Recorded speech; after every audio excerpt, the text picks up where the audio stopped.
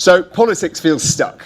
Successive Conservative and now Labour governments have found themselves frustrated, undermined by increasingly diffuse concentrations and dispersals of power, thwarted in their attempts to effect lasting and meaningful change. In the face of this disempowerment, more and more people feel that the art of politics has become a sham, with decisions made and real power wielded in secret, and that politicians are at best useless and at worst corrupt. The appeal of more populist, if not authoritarian, political messages promising simple all-or-nothing solutions have rarely been so compelling.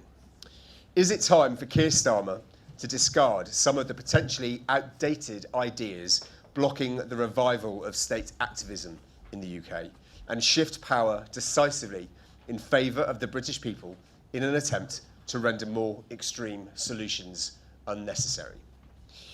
So good evening, everyone. My name's Nathan Yole, and I'm the Executive Director of the Future Governance Forum.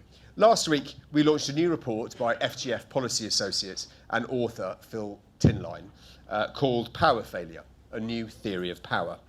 Drawing on over 50 interviews, including with those who've served at the very heart of the British state, Phil argues that to deliver the change he promised, the Prime Minister must redefine the art of the political possible and utilise power in ways that improve working people's lives.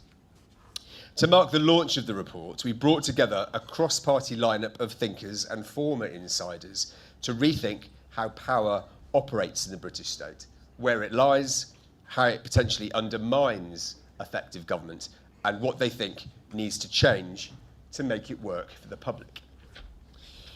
So, with me to discuss this evening, we have Rachel Wolfe, founding partner of Public First, former special advisor to David Cameron, and author of the 2019 Conservative General Election Manifesto.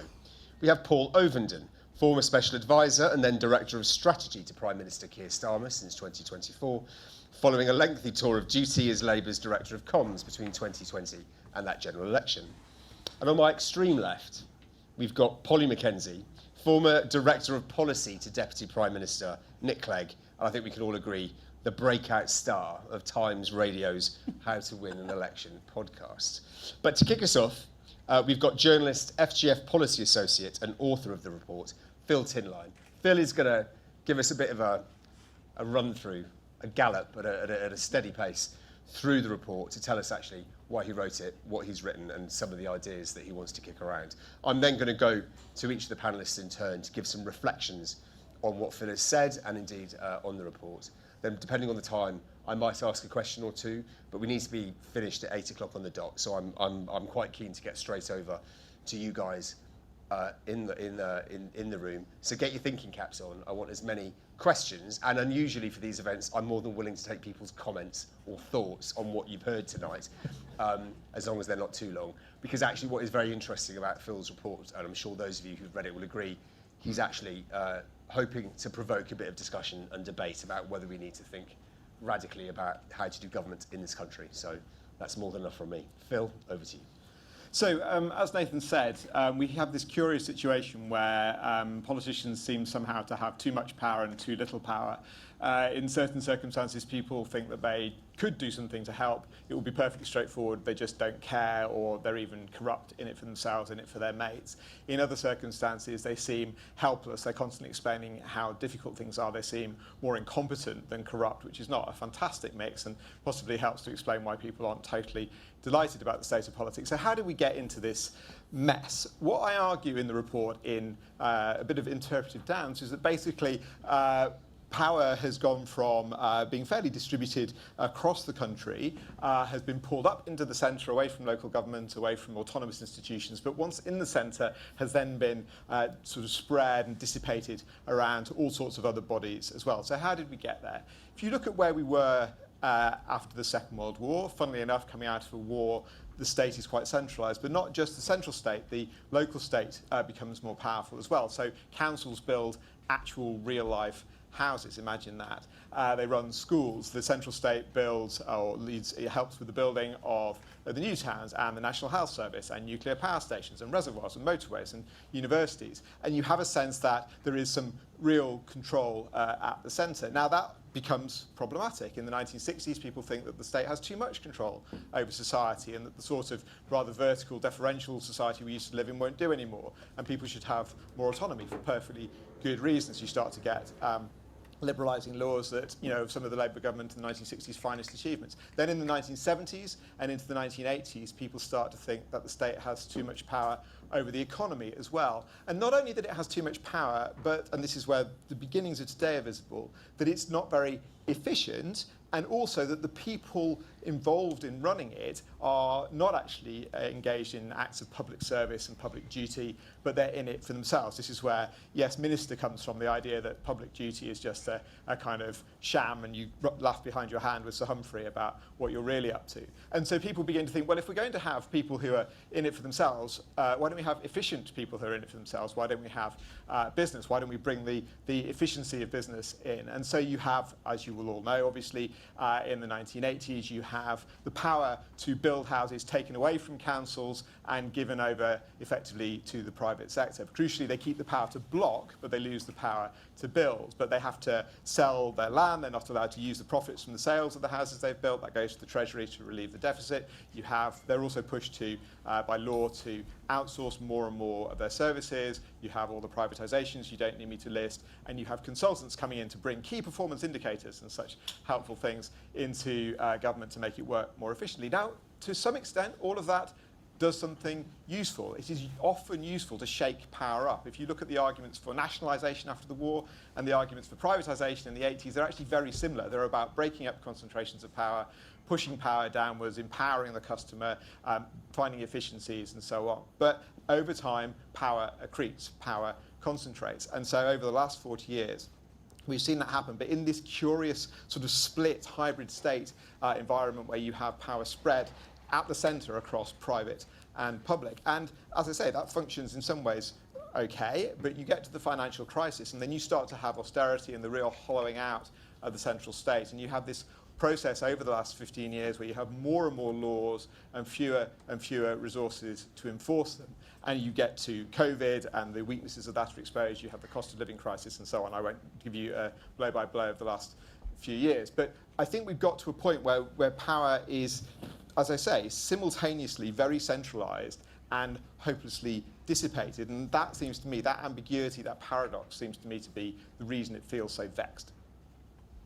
Thanks very much, Phil. That's very concise reading of the report. Before I move on to Rachel and the others for their thoughts, could you possibly, though, for those of you who haven't read the report, Phil goes through a number of case studies where he talks through this theory about both the accretion and the dispersal of power.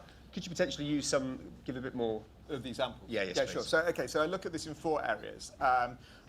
Each of them starting with a fear that has its roots basically in the 1970s, 60s and 70s. One area I look at is the powers of the Treasury, the Bank of England, particularly the Monetary Policy Committee, and the famous OBR. And my argument there is that essentially what we're doing through the 80s, through to the creation of the OBR, is a series of institutionalizings of the idea that politicians aren't quite to be trusted, that spending departments are a bit iffy, we need to pull power to the Treasury, that politicians monkey with interest rates to make themselves more popular, so let's give that power to the Bank of England, and then the same with the OBR with growth estimates. And so that's one area. A second area I look at, which actually relates to that, is the way that power to some extent concentrates in large corporations, and that the fear in the 1970s there is the idea that executives actually have too much power and that the shareholder, the poor put upon shareholder in the early 70s needs to be empowered. What happens there, though, is that that in the context of the 1970s, when you do actually have quite high individual share ownership, that makes a certain sense when Milton Friedman makes that argument in the New York Times. But share ownership has been through 2 revolutions since then. First, you have the rise of the fund manager, and then you have the rise of absolutely enormous international asset managers wielding trillions in assets, and the idea that they need more sort of say, that they're more disempowered than employees or indeed members of the public who can suffer from the externalities of pollution, or small suppliers who can be price gouged or whatever. It doesn't hold any water. The third area is a chapter I call The Cycle of Dependency, in honour of Ian Duncan Smith, talking about the way that the benefit system makes people dependent on it. But in my reading, the benefit system is consultancies and outsourcing and privatised utilities, and the benefit claimant is Whitehall. You end up with this pattern of ever more capability being leached out into the private sector, and I'm not criticising this. This is not an individual criticism. It's not even a criticism of an individual organisation. But as a systemic process, it sends learning constantly out into the private sector and makes the job of being a civil servant less exciting, less compelling. It should be the most compelling thing to want to go and help govern the country, as against call McKinsey and ask them to help you with it because you're not sure what to do. And then the fourth chapter, slightly ambitiously, I try and do two different themes which relate to who gets to live where, housing and immigration, and particularly the ECHR. And that's two different sort of sets of fears. There's the fear that the state has too much power, which Thatcher holds, that the idea that tenants are kind of these captives of councils. They're not even allowed to choose the colour of their own front door. But also the much more, I would argue, serious fear, remembered from the 1930s, which is the foundation of the European Convention on Human Rights, that democratic countries can turn totalitarian. So I'm trying carefully there to think through how we might, by putting those two things together, take a little bit of the heat out of them both and think about them more in terms of the balance between state and individual. Okay, thanks very much, Phil. I actually have one more question for you before I go on. Now, surely there will be many followers of Phil's progress over the last couple of years in the room, I'm sure, so are aware of the fact that he's become a published author over the past 5 years. But Phil's first book, which came out in 2022, was called The Death of Consensus, in which he tried to tell a story about some really crucial pivot points over the last 80 to 90 years of British history, when he's talking about the fact that prevailing political and economic projects and programs in this country began to topple and then were replaced by what became the new prevailing orthodoxy, be that of the left or the right. Just for those of you who may not have all of his books on your Amazon compulsive buy list, could you quickly talk through people? Could you quickly talk people through the thesis in Death of Consensus and how it potentially tees up with the piece of work we published for you last week? Yeah. So I'll do this just using the post-war period because that's what I've just talked about, and in the spirit of brevity. The basic idea is that a period of consensus is not predicated on everyone agreeing that they agree about everything and that everything is lovely and there's no problems. The idea that everyone in politics, everyone in this room would agree on everything is obviously fatuous.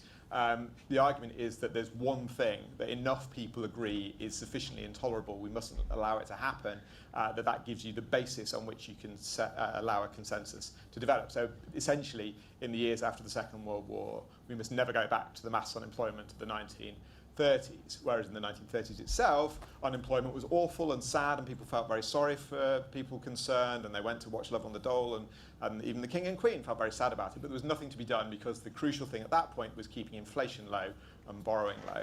And so after the war that changes because the mass of the population has defeated Nazism, and we must never go back to the mass unemployment of the 30s. And so essentially that lasts through, and partly because the economy is growing, until the 1970s. And I would cast the 1970s as an agonised sort of 15-year period, really, from 1968-69 through to the miners' strike, where slowly and painfully and agonisingly more and more people come to the conclusion that actually, as sad and awful as mass unemployment is, inflation and strikes are now worse. And so when unemployment hits 1 million on the 20th of January 1972, all hell breaks loose. Heath reverses his entire economic policy. There's screaming and shouting in the chamber of the House of Commons, and all the papers say that this is intolerable.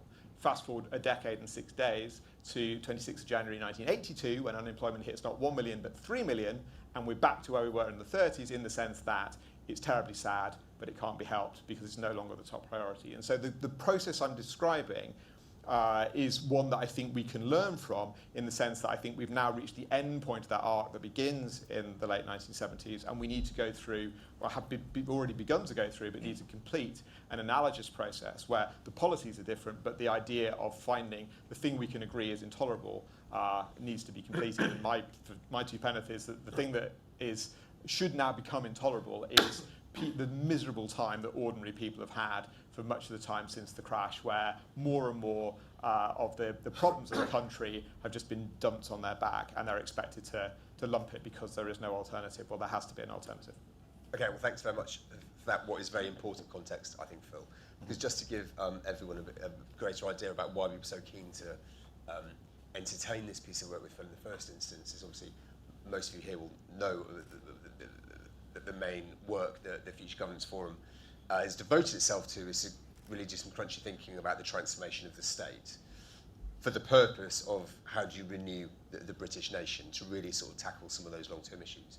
I think there is a question of actually at what point do we, in the last 15 to 20 years, do we pinpoint as being one of those trigger hair moments where the country began to change, and where I think some of the strife that is coming through both socially and economically and the political consequences of that, with the rise of sort of both populist and authoritarian politicians, potentially of the right and the left in the country at the moment, is how do we grapple with some of those ideas and trends over the last 15 years. We're really quite keen for Phil to release this paper. It's the first more provocative paper we've published in the last 2 years. Not everybody in the FGF office agrees with everything that what Phil has written, but I think we're really proud of the work that he's produced, and we want to use it as a bit of a talking point to get people talking, just to realise that are we in a momentous moment where we need to really think quite hard and deeply about the state of the country, of society, of politics, the economy, and work out actually what are some of those shared assumptions that we can agree to take forward together over the next 5 or 10 years. Because if we don't take them seriously, the consequence of other potentially bad faith actors having greater political traction, I think is, I would hope at least, is worrying for many of us, many of you in the audience tonight. So with that then, I'm not going to ask you another question. But I'm now going to... What do people most disagree with you on? Naming no names, obviously. Sorry. What do all the people in FGF disagree with him on? Are you asking me? I think it's more of a tonal issue. It's the extent. You can tell I've been running a think tank for 2 years in this kind of matter. No, there are some issues about it's how this is posited. Do we think that we actually should use this as a battering ram to open some of those doors and to demolish some of the systems and institutions across Whitehall and much more widely? Or do we think that actually there is some of those institutions are still valid and we can reform them from within? Actually, my own personal view is it's a mixture of the two. We really need to do some really in-depth thinking about the state of institutions in this country at the moment and the extent to which they're holding sort of the public sphere to account and what we can do with them. In one sentence, I would say that the goal is consensus, but sometimes to get to consensus, you have to have an almighty fight. Which I'm more than happy to have. Right, on that note, though, I'm going to go from to Rachel, then to Paul, and then to Polly for their reflections on what Phil has said and any questions they might have for him specifically. Sure. So I'll try and be brief. So I think your central thesis, as I understand it, is that there are systems that are created usually in reaction to previous problems, and that inherent features of those systems create the problems of tomorrow. Eventually, yeah. Eventually create the problems of tomorrow. And I think that is clearly true, as you've articulated in your paper and through history. And I think that is for a number of reasons. One, as you say, is because inherent features of those systems cause problems. The second is people are really smart, so over time they figure out ways to use systems in ways that policymakers can never really anticipate. And I think the third, or a third, maybe there are four, is that there are often fundamental misunderstandings or poor predictions that are inherent in those systems being created. So you talked about the belief that the reason that the private sector succeeds is not because of the incentives placed upon it, but because it's inherently more efficient, and that led to various very poor decisions in terms of outsourcing. A more recent one, which I think is a more interesting debate for this room because people really disagree, we thought immigration was going to be lower than it was. We fundamentally got it wrong when we set those rules, and then we were very poorly reactive to the fact that we were getting far more people from in very, very different ways than we predicted, and then we're very, very slow to react to it. So I completely agree with that. And I guess the fourth, because this is a very British paper and very good in history, is that the world changes. Most of the problems that we're facing right now in Britain are effectively being replicated across the certainly advanced democracies of the world because of a combination of those previous systems, but also economic and demographic and technological change. So I absolutely agree with that. And I also agree we are, I think, unquestionably at an inflection point. I don't think many people can look at what's happening in the world right now and not think that the basic consensus of the post-war order or the post-1970s order, we can debate which we're in, is likely to last. So I completely agree with that. I am slightly more sceptical that we are nearing a point of consensus in a new system. I think that there are profound debates that really divide this country, and any politician that is going to be successful in either direction is going to have to make real choices about whose side they are on and what they're willing to do. And I don't know if you want to get into the substance of those debates, but they are real debates. I also have a sort of open question which puzzles me, because I can agree with everything you've said, Phil, and Paul, I'm sure you're going to talk about the stakeholder state and how much it gets in the way of decisions. I enjoyed your piece. That said, I do not think that Keir Starmer, not the only one, it was also true of Boris Johnson, Keir Starmer came into power incapable of managing some of those things fairly easily with the size the majority had. Some of the decisions he might have taken against that stakeholder state weren't even particularly politically difficult for a Labour government. And yet, we seem to have failed to use the systems that are working. We are capable of passing laws that change things to make any kind of policy change. And I'm not sure I feel that your theory of power explains that total incapacity, and I'm interested in your view about what it is about the systems that has driven to this. But as a basic theory, are we in an inflection point? Is it because of decisions we made in the past and delusions we had in the past? We thought we were richer than we were for longer than we were. We thought we could all get along in a multicultural and globalized world differently. We thought the trend lines of the 90s and 2000s would continue. Yes, I do agree. Back on that, or? Yeah, please. So, I mean, I think I pretty much agree with everything you said. I think the problem, and I'm not sure that this, I think you're right, that this is not a necessary consequence of this, although I think there's elements of it. The problem the government has in that respect, it has others, is this sense of a lack of giving itself permission to have a really clear set of principles, not rules, but principles that it is aiming to sort of meet and achieve, and that whatever happens, however many shocks come, it sticks to those principles. I think it has allowed itself to get caught in a way of thinking, which it needn't, you're quite right, which is, as I talk about in the paper, to do with doing things through rules, doing things through systems, doing things through quantification. So, you know, we can't decide to do something until it's been through a sort of cost-benefit analysis process. Now, if it were the case that Keir Starmer hadn't come into office and said, I'm going to try and govern without dogma, he'd come in and said, I'm going to govern with dogma, you actually wouldn't need some of those things. Don't have enough ideology. Yeah, I think the idea that stability and ideology are opposite. I mean, this is not my starting point. This is taken directly from speaking to both people in business and people in the civil service. Is if you know the basic direction of travel, then investment is more likely to come in behind that. If you know that they're going to stick on that line, and civil servants don't need to wait for a precise steer. My example of this is when Mrs. Thatcher was reforming the trade unions in the 1980s. It was so clear what she wanted to do. The ministers would go off and come up with ways that they could take more power off the trade unions and come and volunteer them, and she would approve them. Now, I wouldn't know what to do in that context in the current government. But that you're right, is about, you know, individual leadership too. Yeah, I completely agree with that. I'm just fascinated that for the last decade we have not had politicians who seem to me to have the characteristics of politicians. That's what politicians are for. That's a very telling point. I'll evade it and ask David for his contribution. Well, it's great to be here. Thank you all for coming. As I emerge from the chrysalis of Downing Street, like a butterfly, to speak freely at events like this. I love the report.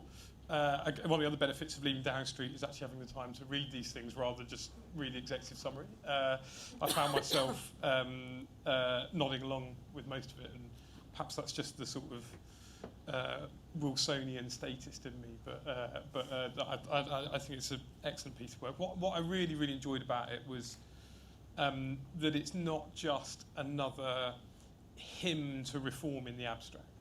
We had a lot of conversations in Downing Street about state reform, and inevitably those conversations drift towards New Labour's theory of state reform being a more joined up enterprise that focused on outcomes for the consumer, which is a fair thing and a very good challenge for the current government, but wasn't getting to the heart of the real problem we had, which was the question of what is power, where does it lie, and why is the state able to block things effectively but not build things?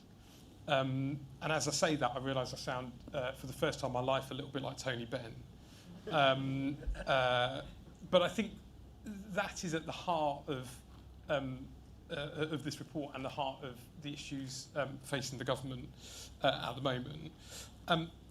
Perhaps it's because of the moment we're in, and everything happening with last week with Greenland, that the word that I kept coming back to my head as I was reading was dependency. The idea that power has in turn become more centralised, but then sort of spread sideways. Broadly, I think because politicians want maybe the responsibility of power, but then are determined to move the risk away from themselves. I saw this over and over and over again in Downing Street with exactly the processes that you've described there, Phil, and that you describe in the report as well. A desire to do something which gets to a certain point, and then the block goes up as people find endless different ways of slowing it down or passing on to other people to put their opinion in. It is frustrating for everyone involved, including, of course, civil servants who are supposed to deliver it. Because where I disagree with other people that made similar arguments to me is I don't think it is the civil service or civil servants themselves who are the great blockers on this. In fact, one of the things I found when I went to Downing Street was an immediate cell of civil servants who basically wanted us to fix exactly this sort of stuff. And I think that, in the piece I wrote the other week for the Times, I talked about some of the kind of absurd things that I had seen down the street. There are other things kind of downstream of that, which was one day a young, really bright civil servant that we worked with came to me and said, I won't go on to the actual subject itself, but this subject you're dealing with, there are some really interesting radical ideas knocking around about this, but they are being buried at a very junior level because the junior civil servants working on this basically think it's going to get JR'd, it's never going to happen, so there's no point doing it. And if the bright young things of the civil service feel that they can't share ideas with the government because there's no point in doing it because it's not going to happen, that's a terrible situation to be in, and it's stymieing and killing the exact sort of stuff that we want to get more of out of the civil service or more out of the state. So I think there's, I've been really struck by, since the piece I wrote, the amount of senior civil servants and junior civil servants who have come to me and said, this is also what we want as well. I think that ultimately, where do I end up with this is that it's democratic risk, because people don't think politics can do anything. Politics is effectively finding ways to not do things, and someone is going to come along with a sledgehammer and do things in a way that I, as someone from the progressive wing of politics, would think is a bad way of doing it. And I think that the opportunity is now for this government, and I think it should be seized an opportunity, because if they don't, someone else will. Thank you, Paul. Before I bring Phil in, I just want to give everyone your 3 to 5 minute warning. I want to see some hands shoot up after we have the next bit of back and forth between Polly and Phil. But before I bring Polly in, Phil, is there anything particularly you'd like to reply to? Just quickly, I mean, thank you. Rachel's co-author of the 2019 Conservative Manifesto, Munira Mirza, convened a fantastic, as an ex-radio producer, I was very jealous of the casting, fantastic discussion at her Civic Future conference a couple of years ago, where she had Dominic Cummings and Andrew Adonis discussing how can we make the state radically more capable. And I was half expecting a fistfight, given where they were 5 years before on Brexit. At one point, Adonis did try and wind Cummings up on Brexit, and he didn't rise to it. But what was really striking was that at a certain point, Adonis said, exactly to your point about fear of being judicial reviewed, being JR'd, he said that had happened 3 times when they were setting up the academies, and his advice to anybody, any minister who was hearing that, was essentially along the lines of Flash and Blackadder, to say, I'm going to do it anyway. And Cummings said, this is dangerously populist, and it was like a sort of malarial dream. But I do think that is worth hanging on to, because there is something about Andrew Adonis's analysis that was based on trying to make the system work, and that there is this extraordinary thing at the moment. You see it with Ofcom, you see it with the ECHR, and you see it with the Crown Commercial Service with procurement contracts. This extraordinary fear of going to court. I mean, if you are the government, surely you're the one organisation that could go to court without as much risk as any of the rest of us. So I think just trying to kind of like pre-avoid litigation is an extraordinary place to be. I totally agree, and it's a real thing that comes up time and time again. I think it is in part driven, kind of perversely, by the desire to get things done quickly, because of feeling that from day one you're running out of time, and that if we waste time going down this path, this stuff will never end up happening. Now, my argument would be that the fight itself is worth having. But to show people what you believe in, whose side you're on, there is absolutely no better way of doing it than fighting for the thing you believe in. And if the court's the vehicle for it, then so be it. Great, thank you both. Polly, over to you. It's really cold in here, isn't it? I feel like my nose is going to drop off. Anyway, so if I die, it was nice knowing you all.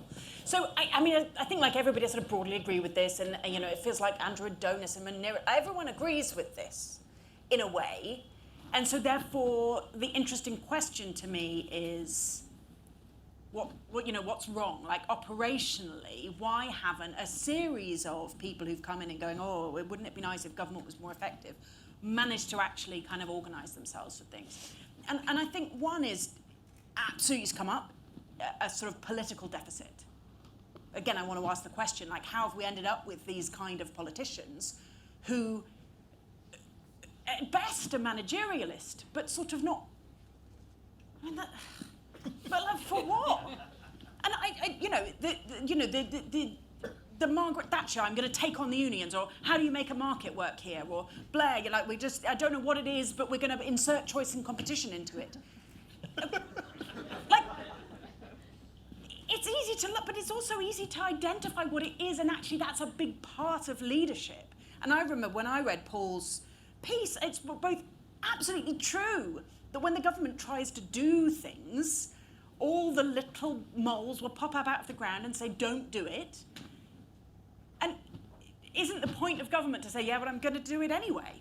And I remember in one draft of one of the FGF reports seeing somebody who had commented to somebody that they'd come into Downing Street and there weren't any portraits of Labour people and it didn't really feel like a Labour space. I'm like, change the portraits! Like, this is not that hard. There is something that I genuinely, I don't know what it is, right, that is paralysing and ineffective. And I don't know that many people who are working Downing Street, but I know a few, and they all seem to think that somebody's in charge, but it's not them. Like, how is this possible? Like, what is it about the cadre of our political leaders that when they are planning to be in government, they haven't made a plan? You could sort of forgive somebody who comes in, I guess, mid-term, like Rishi Sunak ends up the Prime Minister because Liz Truss fell over after 42 days. If he didn't have a comprehensive 90-day plan, I can forgive him. But, like, David Cameron had a plan running into 2010. I saw it in detail. Page after page after page of deliverables, and they'd set up the New Schools Network, which Rachel was running with lots of their friends, so that they could, from day one, start some new schools because they knew that's what they wanted to do. And you can think that's a good idea or a bad idea, but it was an agenda. Well, sorry, carry on. But, no, I didn't. As it happens, I agree with you. But like, that's not the point. I think part of the problem here is,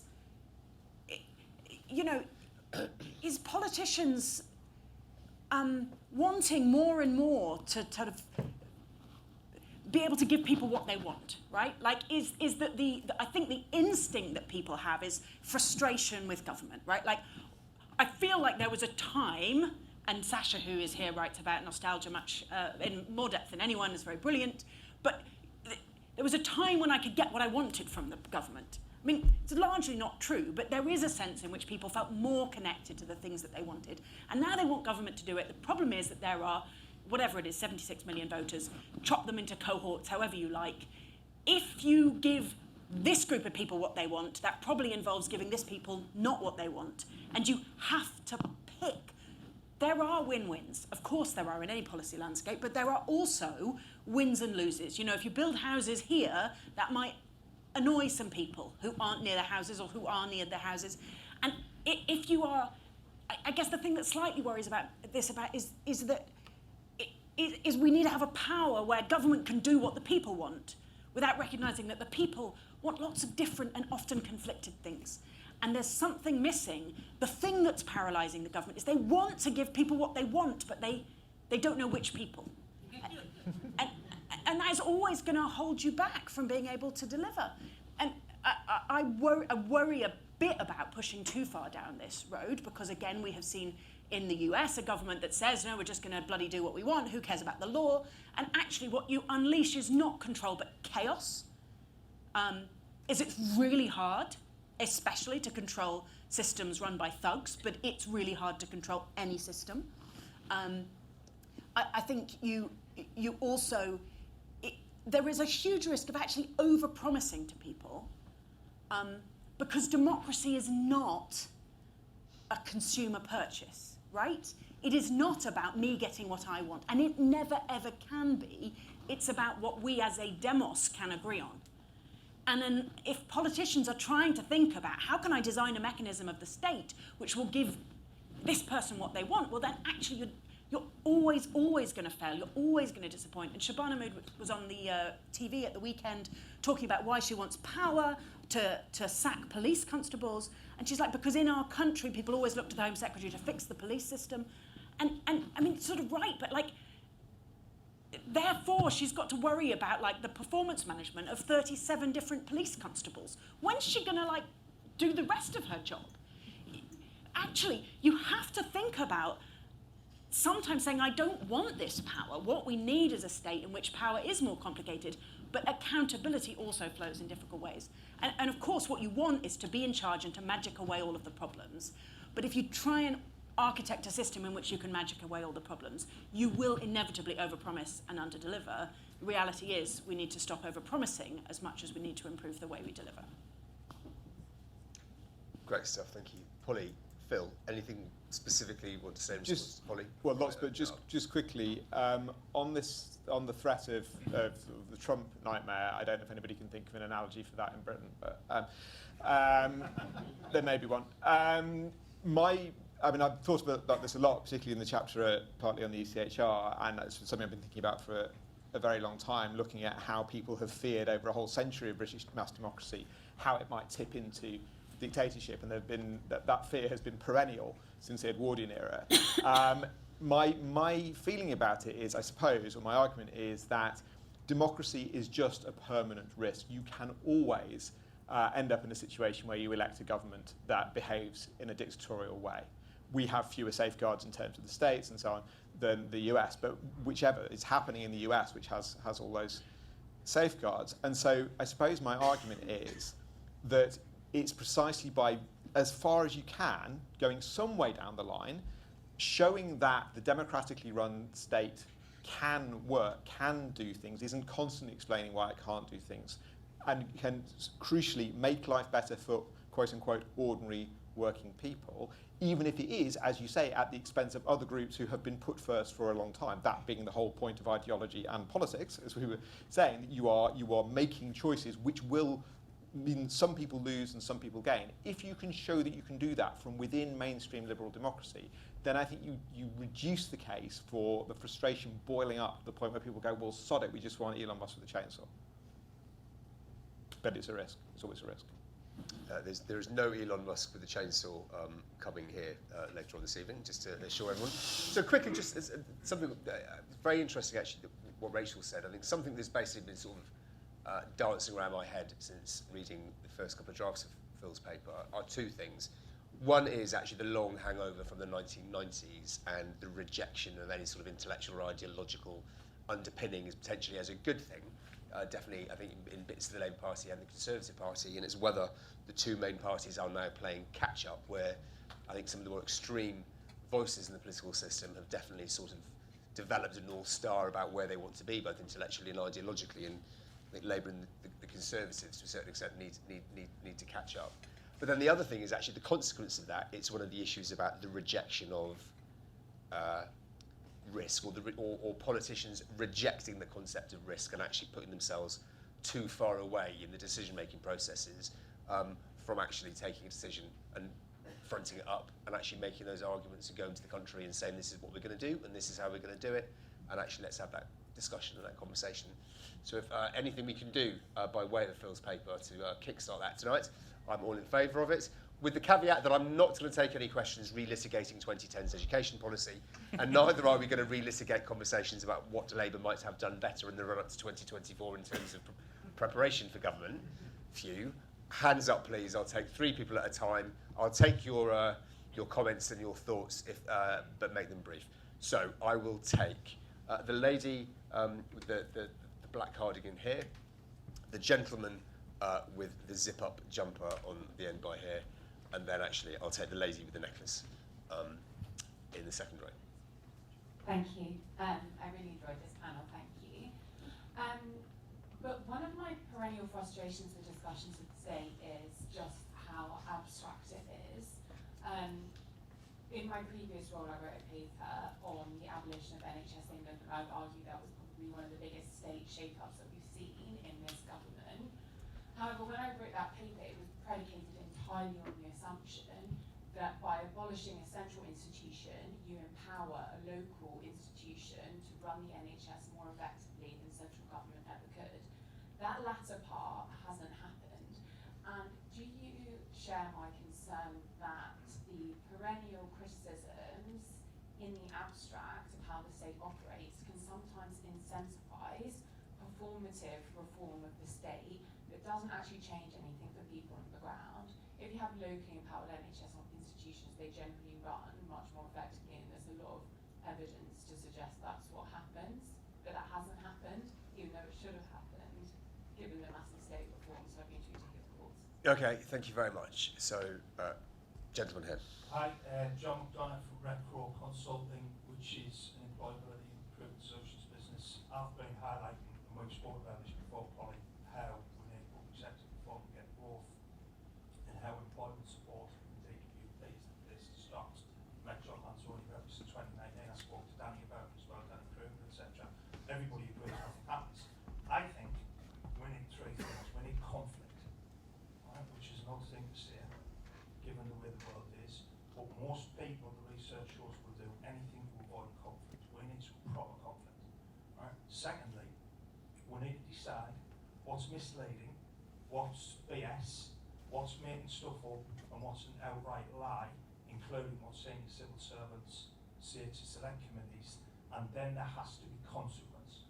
Because I've got live examples at the moment, and they are leading people to belly dance.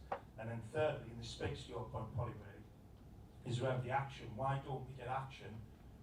People have got to get comfortable being uncomfortable, and I think politicians, ministers, civil servants, they need help, they need the psychology around this, because it's not going to magically happen by themselves. So obviously you all got different perspectives, but is that shared? Are we missing something? Okay, great stuff. Thank you very much. And then, yeah. Hello, my name is Kate Farragher. I'm a trainer of politicians. I train politicians to ask questions more effectively in select committees, and also I facilitate difficult conversations across party so that they can work together and actually have that conflict. So it's really interesting what you're saying. I'm hearing, or I'm sensing from all of you, that actually the conversations need to change. And I'm just wondering how that could happen, if we get quite practical. Because how can we facilitate conversations that do allow conflict, that do stop, as you were saying, the things that are unsaid being spoken about? And what, because I've not worked at the height of government that you have, I'm curious about what it is that's stopping that from happening, because I'm sure they can bring in a facilitator. And what's stopping it from happening? Thank you very much. So what I'm going to do is I'm going to ask, I think, each of the panellists one of the questions, then ask Phil to give reflections at the end. So maybe, actually, Paul, I'll ask you the question around, are we too abstract? Does it lead to greater sort of performative reform or performative activity in government, being the one closest to it, compared to everybody else on the panel? I think, Polly, maybe if you want to have a stab at the question about do we need more conflict and how do we manage that conflict in a way that is productive and not destructive, I think would be quite useful. And then maybe, Rachel, that last question about how we change conversations and actually thinking about your current job at Public First, is anything that can, or the cephalological stuff can inform that discussion. So I'll take Paul, Polly, then Rachel, then I'll come back to Phil. Thanks very much for the question. I didn't catch your name, but I think yes. The scrapping of NHS England came about because there was a hunger to do something on a sort of... There was a project I was working at the time which was about having a leaner, more agile state, basically. And I was asked to come in and do some of the key speech around it. And then we got to the kind of, you know, what are we actually saying in this speech? And the suggestion that was there at the time was, well, we should have a redundancy scheme for civil servants who aren't doing that well, which I think Darren Jones announced last week as well. And my view on it was, maybe that's a good thing to do, probably is a good thing to do, to, you know, more incentive based in the civil service. But it's nothing to do with the challenge that you're setting out here. It's nothing to do with how you can start to reform the state, how you can start to rewire things, how you can bring accountability back and change the system so that politicians are taking some of the risk back on board as well, rather than just outsourcing it. And separately to that, the work around getting rid of NHS England had already been underway, and we ended up kind of pulling the two together. But I think it's probably, as you say, the biggest bit of state reform where it gives a sense of exactly what it is the government thinks that means. In this case, scrapping a quango in order to bring the power back to make it more accountable democratically. But I totally agree with the point as well that what is lacking on the other side of this is a focus on how you devolve power as well. When we came into government, we did a lot of work in opposition on where power sits, worked with Gordon Brown, really good report Gordon Brown did. And the basic premise of this 150-page report was that we should win power in order to move power back out of Whitehall. And the Prime Minister's really signed up to that and is very pro that agenda. I don't think we've done enough on that. And I think we should, I think it has to be turbocharged, particularly through the NHS, because I think there is a theory within the government that, on the political side of the government, that services are better managed, better delivered locally, as the Prime Minister would say, delivered by people with skin in the game. And I think somewhere along the line, in the grand pantheon of things that the government is trying to do and the lack of bandwidth it finds, I think they have lost a bit of that. I think, personally, the best way to remove some of the abstraction from this is to move power out of from behind closed doors and back into communities, basically. Thank you. Polly. So I totally want to have a fight about that, but let's not. Let's talk about conflict. So back on November the 10th, 2004, which was my first day working in politics, my then boss, a guy called Rob Blackie, said to me, the thing you have to understand is that, say, in the airline industry, there will never be any adverts saying, British Airways, we're safer than American Airlines. Because everyone knows that if you go after your competitors on safety, what you do is you bring down the whole category and people will be less confident flying. So there's just a sort of self-denying ordinance. Nobody would ever say that about their competitors. It's all luxury, comfort, whatever. In politics, the exact opposite applies, and people will basically kill each other and kill politics just in order for one kind of micro dot of immediate success. And I think that this tells us so much about the way in which kind of democracy is eating itself. In that the politicians, again, they're not because they are malicious and evil and self-interested, though occasionally they are, but just to do with the basic dynamics of trying to get elected and stay elected, is it's better to stick in your lane and not open your mind to the idea that the opposition might be right. And so you get these things, the run up to 2010, there was a cross-party negotiation on social care that could have, come to an agreement to actually settle that only 25 years after the Royal Commission on Social Care had made some recommendations. And what happened is that George Osborne saw a great political opportunity to do death tax posters, and he took it. And then the exact same thing happened when Theresa May was brave on social care and Jeremy Corbyn turned it into a dementia tax. And then we're now 45 years since the Royal Commission and we're still absolutely nowhere. It's just the situation is getting worse. So I think it's not, I'm sure that the training and development that you do is great, and I've done lots of, like non-violent communication training. But the problem is, do they want to do it, right? Do they actually want to navigate conflict, or do they want to, in fact, sustain a conflict in the partisan interest? The great hope for local democracy is that partly because you can kind of build and this, I think the good thing that Andy Burnham has done in Manchester, which is where he's now stuck, is that it's like nationalism, right? You can sort of squish down all of the conflict by just saying what's great for Manchester. And a little bit of that would hopefully help us to kind of navigate some of these partisan silos that affect good policy making. Rachel. So can I just build on that very quickly? Because there's a great book by a guy called James Carville, who's a Clinton guy, called Buck Up, Suck Up, where he talks about the difference between being British Airways versus American Airlines, right, where what you're fighting for is market share, and being a political party where what you're fighting for is a binary win or a loss. And in politics, you have to, I'm going to disagree, you have to smash the opposition because you have to win.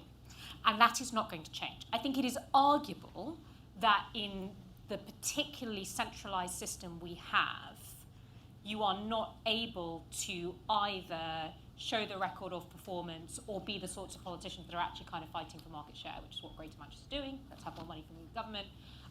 And that the poor incentives around wins and losses are more exaggerated. But I don't think there is any world in a democracy where your job as a political party is not to smash the opposition.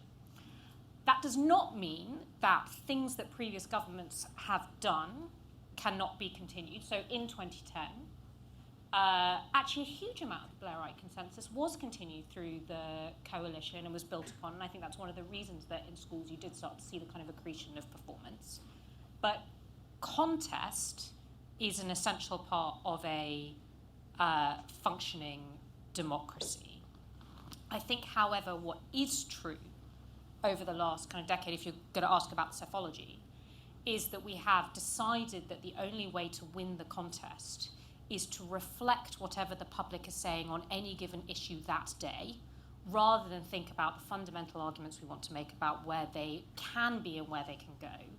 And we have decided that we defend democracy, but actually fundamentally despise the electorate, and that they are incapable of hearing any sort of comprehensive argument. And one of the things I find very frustrating, I do a huge amount of polling and focus groups, is politicians constantly say, well, that's an unwinnable political argument. I haven't noticed them trying. Like, have you? So we do seem to have got locked into that very, very terrible loop. I think the other thing that has happened, I'm going to build on what Phil was talking about, is that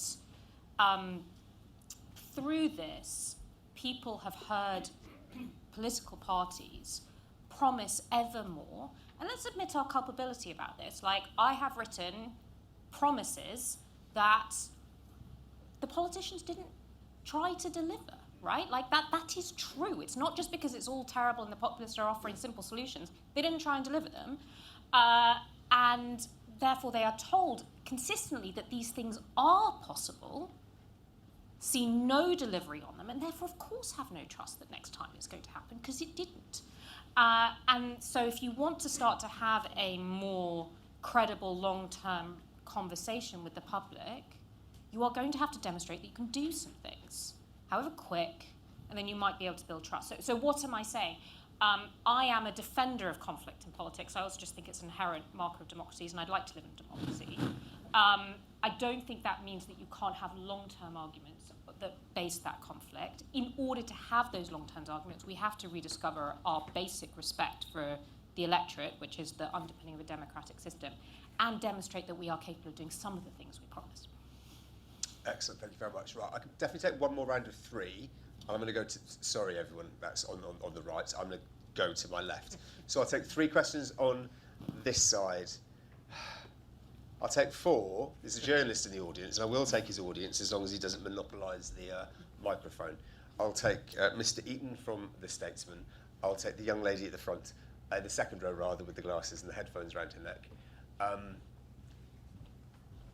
Then I'll come back for the other 2. So George, Mr. Eaton, introduce yourself. George Eaton, New Statesman. A bit of a paradox that I wondered if the panel could reflect on. So, Phil, you alluded to Keir Starmer's comments in his first speech as Prime Minister that this should be a government unburdened by doctrine, dogma, and on one level that's obviously true. It's become the sort of defining commentary and critique of Keir Starmer, Andy Burnham, Wes Streeting, Ed Miliband, all in different ways of sort of saying this is what we do believe in. But if you look at the government's actions as opposed to its words, there is a thread if we look at big hike in the minimum wage, employment rights bill, rise in NI businesses on a plethora of other taxes, making it far more expensive for firms to hire migrant labour. It's essentially a big bet that state intervention will drive up productivity, boost living standards, and people will be happier overall, even if unemployment goes up.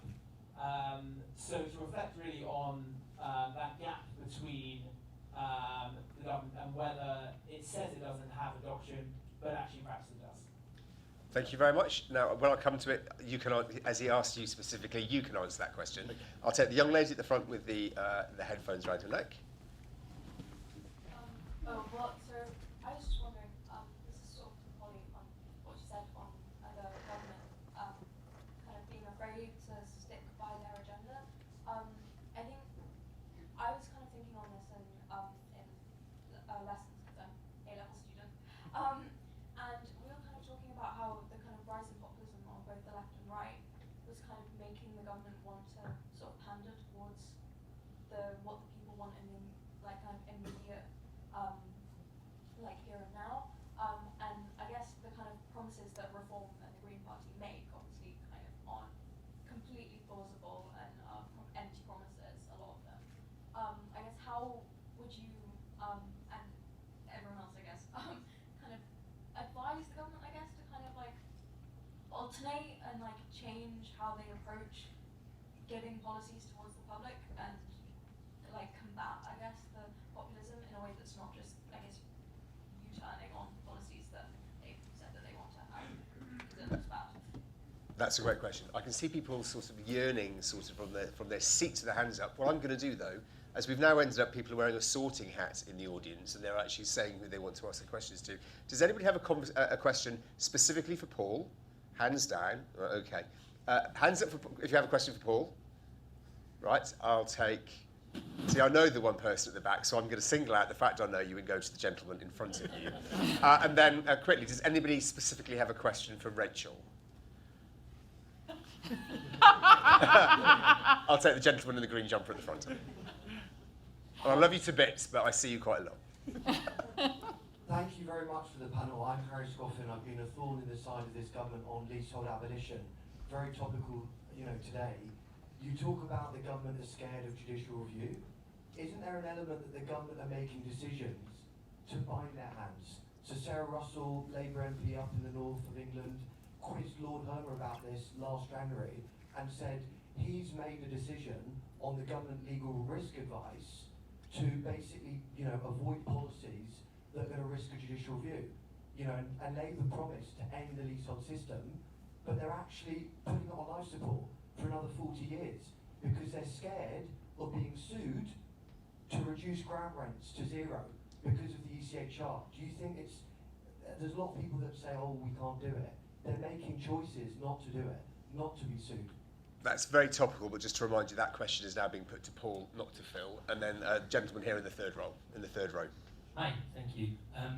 I basically, one of the things that everyone's talked about is, like, you've all diagnosed the problem, but in terms of how it actually gets fixed. And I wondered, looking at the Americans, they have their election in early November, and then the president comes in like 2 months later, whereas here, there's the election, and then hours later, you're being driven up to Buckingham Palace and you're expected to hit the ground running.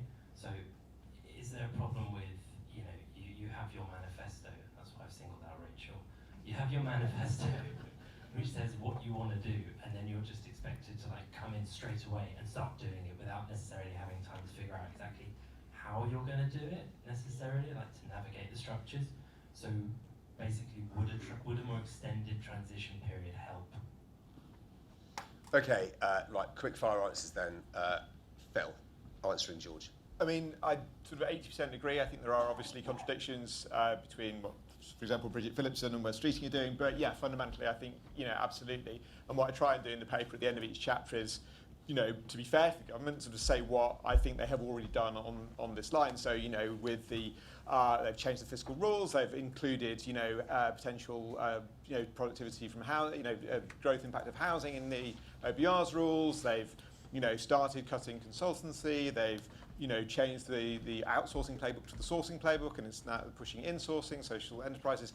They've done multiple things in terms of nationalisation, more or less tentative, but there are elements of it. They've done what Siobhan Moore's done on the ECHR, and obviously they're doing quite a lot on housing. So they are doing these things. But I think the problem is, in the end, actually, I would argue that the abolition of NHS England is a case in point, is that it's, as Rosie was saying, it sort of sits in a slightly sort of abstract space. It's not being added into an absolutely relentless sort of narrative of these people have too much power, we've taken it off them, we've given it to this organisation or to you, and that's making progress. And I think if you did that, and there's some work that the Labour Growth Group are doing which articulates exactly this, which is where I've nicked it from, that if you do that, every time you make an advance, you make it easier to make the next advance, and the public have a sense of progress. And one other thing I would say is, I wonder, very quickly, if there is something about the way that comms works where there's so much emphasis on the announcement. Who believes announcements if they don't see a result?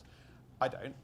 Why not do the announcement and then just have a very small number of absolutely headline policies where you say, do the announcement, and then you say, well, we've actually hit a barrier here, and the way we're trying to get around it is like this, and then we've got more money in, and we're having to narrate the process, and then at the end you can say, and now we've achieved it, and a minister goes and stands next to a new house or whatever, but you have a sense of journey in the comms. At the moment, it's just sort of announcement, hope for the best, another announcement. So anyway. Okay, Paul's asked to comment quickly on this one, so you might as well then answer the question about Lord Hermer. Just really quickly, and JR. I'd say to the narrative, I think there's tons and tons of stuff the government's doing which should be bundled up better.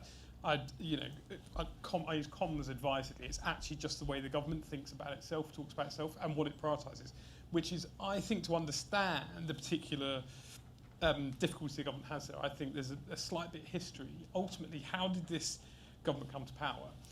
Keir Starmer's leadership in 2020, the first task that unites a big chunk of the Labour Party with quite disparate views is to cast out the hard left and anti-Semitism and the terrible things that happened there, and regain some sense of pride and be able to face the country. At almost the exact time that fight was taken to its conclusion, Boris Johnson starts falling to pieces. So this huge group of Labour people who don't actually agree on loads of stuff turn 180 degrees and think the government's collapsing, take the fight to the Tories. that almost lasted up until, not just because I was director of attack and rebuttal, but that lasted almost up to the election, right? And what actually happens is that lots of the differences between very good people, some of whom sat around the cabinet now, but have fundamental ideological differences with the Labour 10, never ironed out in opposition, and therefore the stories they're telling are quite different. And I think that's a really underrated part of the mechanics of how you ended up with this sort of different stories being told. But I agree with George's point, there's actually a lot of stuff there that goes on one thread. Okay, as you've got the mic, any thoughts? Harry, leasehold. Well, fantastic campaign, first of all. My understanding is that the government's specific issue with leasehold right is about the signals it sends to investors. But to take your point head on, I said earlier about the idea of not taking on legal challenges because ultimately you've got 5 years, we've got a fractious and fragmented electorate, and if you don't get on and show some change bloody quickly, then you're going to get turfed out, and so don't waste your time on this. I would take what I assume is your view as well, that actually, and I don't know the specific issue, but that actually if it is stopping you doing good stuff, then you should probably look at the other side of the ledger instead. But that is a general view which I think applies to, I would mainly apply to like planning rules, but generally I think you're probably right. Excellent, thank you. So Polly, in response to the question about are we pandering to the populists and how do we overcome it? In the end, I'm incompetent. No, so I'm a Democrat, right? And so therefore it is much more important that the voters get what they want than me getting my policies, which is the sort of slight holdback for what's my advice to the government is partly like, don't listen to me. I'm just a person. But there's nothing wrong with thinking about how people think about what the problems are with the country, the solutions they'd like, and then developing a strategy, but a strategy that's connected to reality. And so, that doesn't mean that what you do is you individually poll 700 policies and you pick the best ones. You have to come up with a story that holds these things together. And it comes a bit back to George's question, actually, because clever people can construct narratives out of the policies that the government is doing, right? It's possible, but just as you can see a sort of pattern of lights and you can sort of join the dots and say, oh, it's a person. But, this is a government that appointed Georgia Gould as the Minister for Public Service Reform and brought Michael Barber in as an advisor to government on delivery. Now, I don't know what they believe in then, right? This is a government that has regulation exactly the way George sets out around the minimum wage and employment regulations which they have advanced massively, and then also they've pulled the audit reform bill because they don't want too many regulations on business. But I don't mind. Pick. What are you actually in charge of? And they say that they're really in favour of house building and growth, but they definitely don't want any immigration to allow any of those houses to be built, and they want to make the most of great British universities, but they are absolutely screwing them financially by telling them that what they need to do is set up campuses abroad, mostly in China, where they can't actually get the cash out to subsidise domestic students. It's incoherence. I remember having an argument with them about, so with welfare. Back in the summer, they didn't know what they wanted to do on welfare. Again, they said they wanted to do the DLA, the PIP cuts to save money, and then they said, no, it's because it's a moral crusade to get people back to work, but PIP is not an out-of-work benefit. Where's the story here? And I remember speaking to a Labour advisor and saying, if you think about what you're actually doing, you've got free school meals that you've introduced, and you're changing a whole bunch of things that actually what you're moving away from is a sort of cash benefit system to a benefits in kind system. Maybe you should tell that story. And my friend said, oh, but because we're liberals and we believe that cash is a good benefit system. Well, as it happens, so do I, but that's not what you're doing. And there's this hatred of ideology which seems to prevent them from thinking. And that's what you've got to do, is pull back and think, what do I actually think? And this is where Phil's paper, even if you might not agree with it, is an attempt to think about what is it that's wrong and how might you fix that, And then, of course, how do I design specific policy interventions and how do I sell them to the voters? And you might come up with some ideas of things that are really, really important that you cannot sell. And fine, take that out, but you just got to have a strategy. Thank you very much. So Polly's now set off some fireworks that will probably crash into the wine in the next 5 or 10 minutes, but we can definitely look at them pop and explode over the next half an hour. Lastly then, Rachel, any thoughts specifically, I think, on the transition system in America, but if you happen to have any other reflections on the good, bad or decidedly ugly news that's coming from across the channel and what we should shouldn't be doing. I'm going to keep it narrow, though I'm happy to discuss later. I completely agree with what Polly said, and because of that, I don't think a transition system is a fundamental constraint in what's going wrong. Would it be potentially helpful? Maybe, but in my experience, the kind of principle and policy thinking that Polly is talking about, I think we all agree with, happens in opposition. It's very, very difficult for it to happen once you're in government. And oppositions that have done that thinking broadly are quite likely to succeed in some definition of success. And would a transition period make them somewhat more successful? Maybe, but I don't think it's the basic problem we're trying to solve.